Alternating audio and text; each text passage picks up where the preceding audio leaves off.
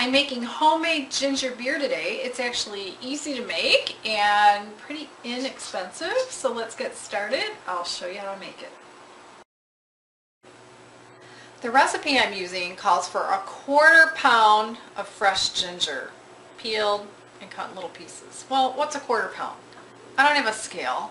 So I went online and found out that 1/4 pound of fresh ginger, well, let's put it this way, 2 ounces of fresh ginger is equal to 5 tablespoons. So then I need to do the math. So 1/4 pound of ginger is 4 ounces, which would be 20 tablespoons, which when I do the math on that is 1 1/4 cups.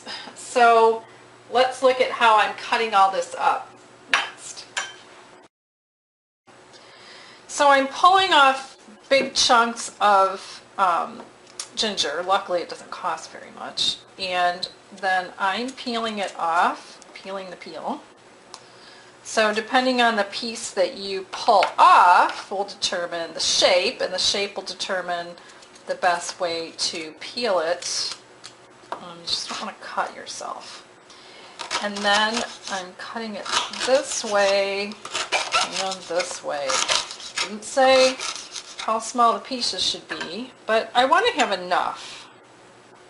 This is actually going to go into the food processor. So like I said, I want 1 1/4 cups, and I'm just, actually this is my second piece of ginger. It's a little tougher than the other. Now on this side the skin was coming right off.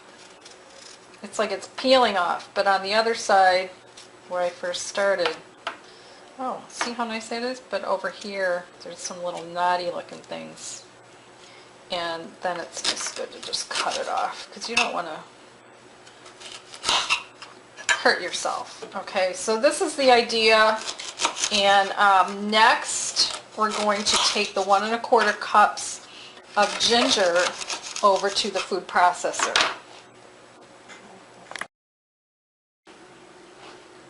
Actually, before we put the ginger in the food processor, first we're going to boil 1 quart of filtered water, sorry. And so I'm going to set that on the stove while we do the other things that we have to do next.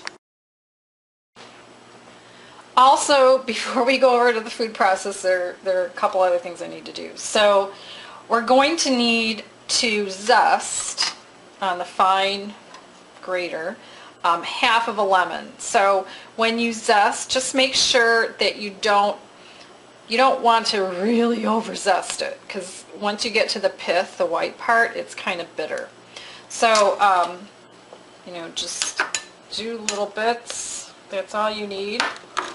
And then we need a 1/2 cup of lemon juice. So for that,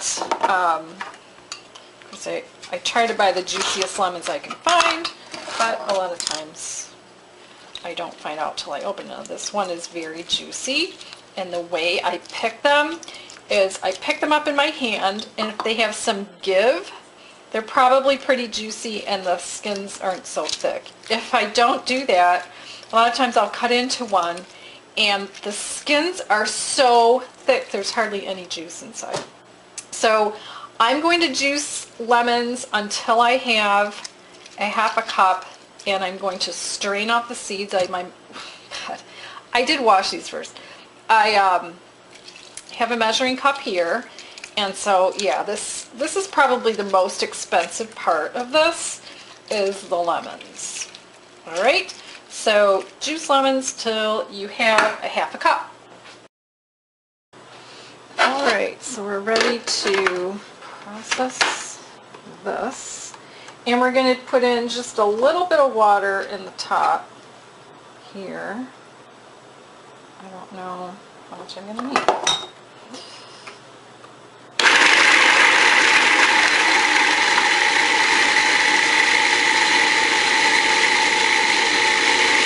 Every now and then I'm just going to stop and scrape it down.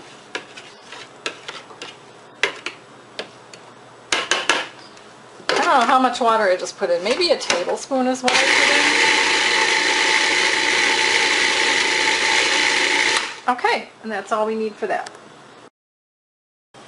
Now I'm switching over to a heat-proof bowl, and I'm going to get all of this ginger in here, and I can hear that the water is starting to boil. So we'll get to that in a second. So we're going to put this in here, scrape all that out, and we'll put in the boiling water.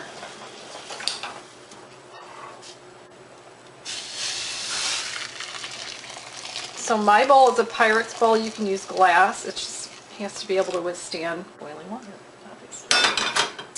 All right, then we're going to put in that lemon zest that we had before, the lemon juice, half a cup. And I didn't measure this yet, sorry.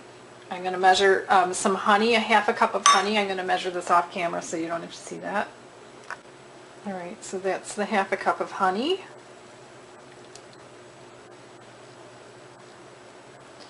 And I'm also going to put in 1 cinnamon stick, and then I have 6 whole cloves. All right, so just because I like to stir things, I'm going to stir this and get out a spoon.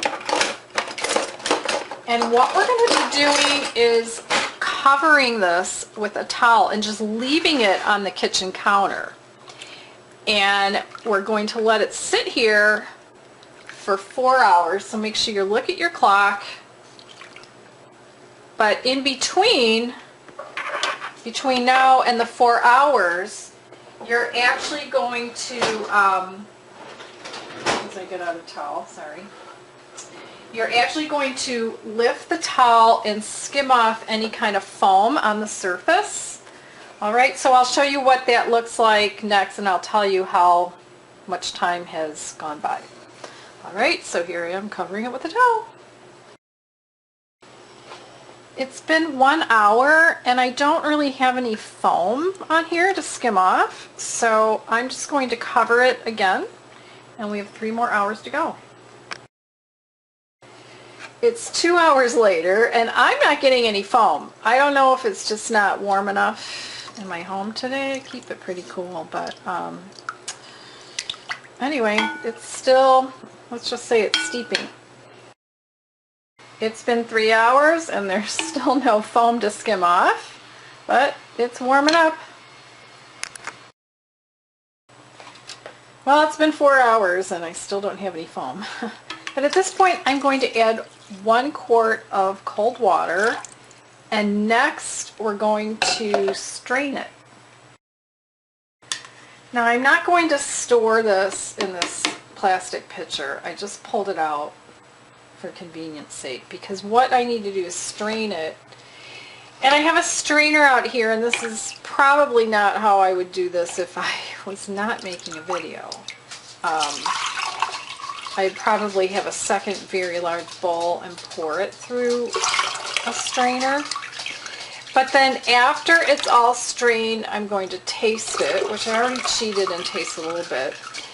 And then I'm going to adjust it. If it's too tart, you can add more honey.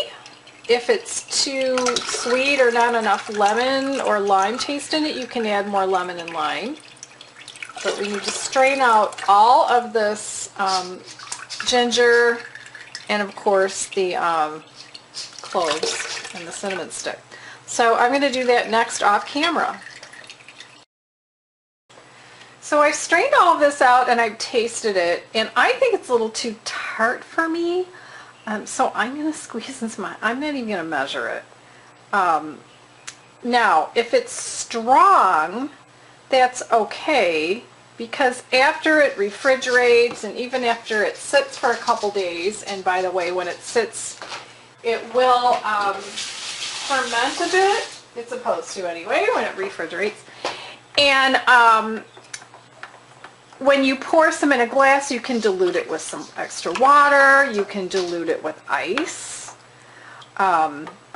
So, you know, just if it, I just think from tasting it, it's more than just strong. I just like a little more flavor from the honey, and that's just me.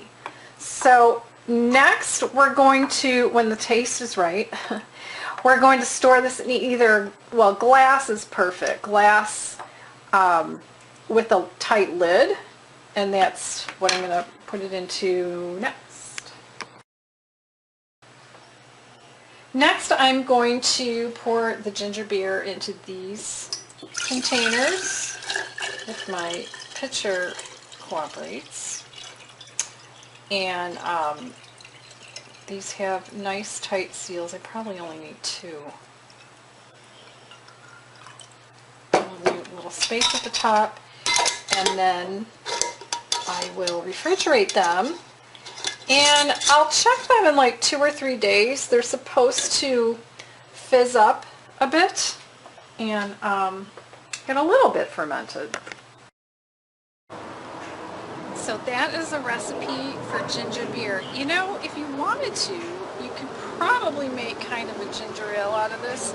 You'd need more sweetener. You'd want to drink it right away on the day of, and then add some sparkling water to it, and that would make a nice ginger ale. Yeah, I would want that a little more sweet.